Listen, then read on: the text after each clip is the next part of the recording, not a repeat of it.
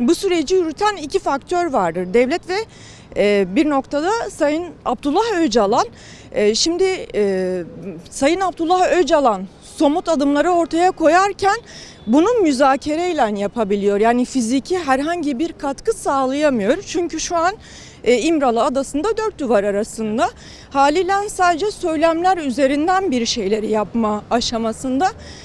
Ama onun fiziki özgürlüğünün sağlanmadığı, umut hakkının sağlanmadığı boyutta bunlar müzakereyle sınırlı kalıyor. Onun için Türkiye cephesinin devlet boyutunun bir an önce Sayın Abdullah Öcalan'ın fiziki özgürlüğünün bir şekilde sağlanması gerekiyor. Bu hem başlatılan sürecin halk nezdinde bir güvene oturtulmasını sağlayacak hem de gerçekten sürecin bir noktaya evrilmesi. Çünkü yaklaşık bir yıl oldu ve bu sadece bir yıldır müzakerelerle, görüşmelerle ilerlenen bir süreç.